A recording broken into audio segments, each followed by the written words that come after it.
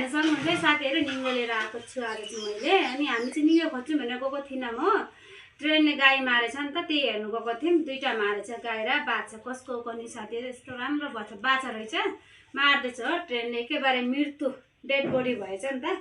अनि उता जङ्गलको छेउमै मारेको थिएँ, त्यही भएर हामी चाहिँ जङ्गल पसेर निङ्गो पनि टिपेर लिएर आयौँ नि त। अलिकति मात्रै भेट्यो क्या साथीहरू, थुप्रो मान्छेले टिपेर लाँदो रहेछ। छैन निङ्गो, माथितिर मान्छे 3जनाले टिपिरहेको थियो।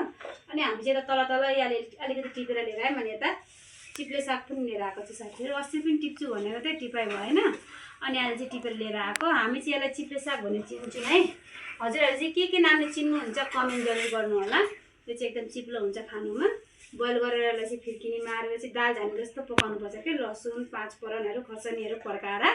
मिठो हुन्छ साथीहरू, मलाई त मनपर्छ यो खानुलाई, एकदम राम्रो लाग्छ। अनि भरे बेलुका खाने यो चाहिँ हामी। अनि निङ्गो चाहिँ अलिक पानी नै छ क्या साथीहरू, यसलाई चाहिँ हल्का सुक्नु दिनुपर्छ अनि मिठो हुन्छ खानुको लागि। बिहानसम्म पानी परिरहेको थियो नि त, अहिले चाहिँ कस्तो घाम लाग्यो भने हामी निङ्गो टिप्दा घाम लाग्यो कि। अनि हामी चाहिँ घर आयौँ। केटाकेटी लिएर गएको थिएँ नि त मैले चाहिँ, रबिन चाहिँ घरमा बसेको थियो।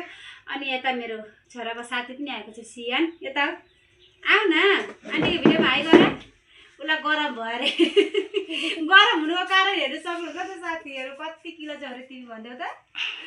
48 न कति किलो झऱ्यो। अनि गरम भयो, आन्टी जाउँ न जाउँ भन्छ। पुरा गरम भयो अरे नि। पानी खायो। अनि को लड्यो नालामा आज रेकर्डै भयो साथीहरू। नालामा को लड्यो आज? नालामा लड्यो यारी नालामा लडेर आएर नुहाउँदैछ। नालामा लडेको थिएन, चिप्लेर लडेको सिधा माछा धरेको थियो माछा। ड्याममै लडेर नालामा नुहाउँदैछ ऊ।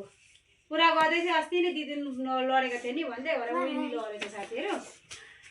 गर्मी भयो भरेलाई त भइगयो साथीहरू। मनपर्छ मलाई चाहिँ एकदम जङ्गल सब्जीहरू नि साथीहरू। दालभन्दा पनि मलाई यस्तो हर्के परे बहुत मनपर्छ। अब सानैबाट खाएको त हामी, त्यही भनेर मनपर्छ ल त साथीहरू। यो मलाई पनि